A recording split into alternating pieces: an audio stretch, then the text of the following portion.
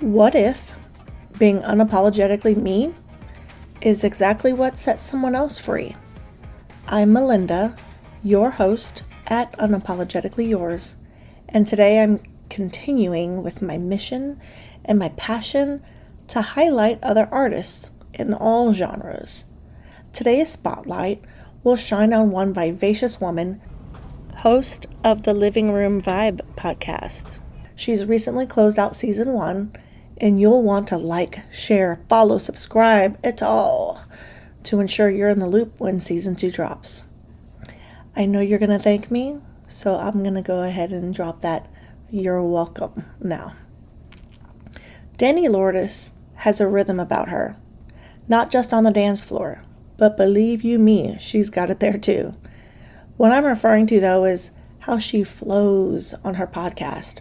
Her vibe is engaging and enchanting and inviting. It's like she's a siren, but she's not drawing you towards your death, crashing against the rocks, but rather drawing you into her caring embrace to accept you, to welcome you, to make room for you in her space, in her element. And she turns what's hers into what's yours. It's giving mi casa su casa all day long.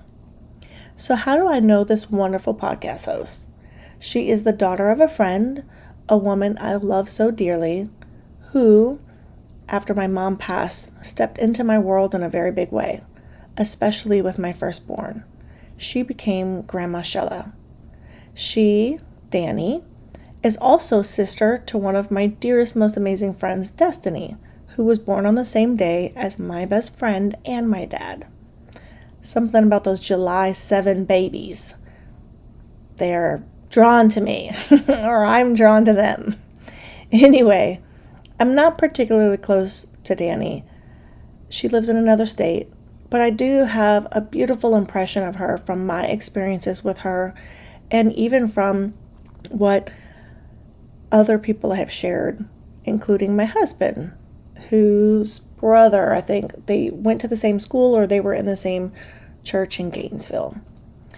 What I do know is that she's a married mom with 2 kids, a girl and a boy, in that order. I know her daughter can dance too. I know her son is on the spectrum, and that life when he was born brought with it some challenges that many other moms would have crumbled under. I know she will go to bat for those she loves. I know that she will humble herself to ensure her family's needs are met. I know she is generous with her time and her energy. I know that she plays full out. I know that she shows up when needed. I know she is more marvelous than she gives herself credit for. I know she is a mompreneur, an artist, a diva, in the best of ways. Dani is thoughtful and kind, and she doesn't gatekeep breakthroughs.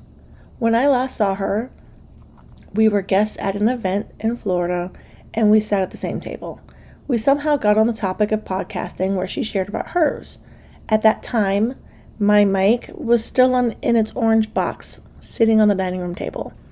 I mentioned that I was interested in joining that space, and she encouraged me to go ahead and publish the podcast. There was no jealousy, no weirdness, just a go get it girl. I know others could have chosen to discourage me or to make comments suggesting that I shouldn't, or that I'd be too busy, or won't I be overwhelmed with my 3 kids at home, etc. But she just told me to do it. And here I am.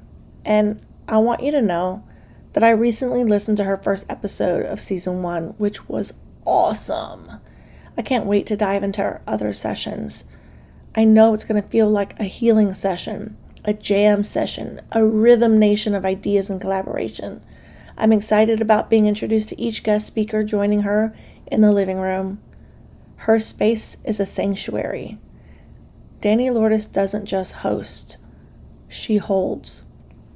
She doesn't perform healing, she embodies it. And in that first episode, I saw myself, my voice, my ache, my knowing reflected and made room for. She's holding sacred space, and to share that space with her is to be among greatness all day long, in my living room and hers, and I'm here for it. I'm not here to be perfect.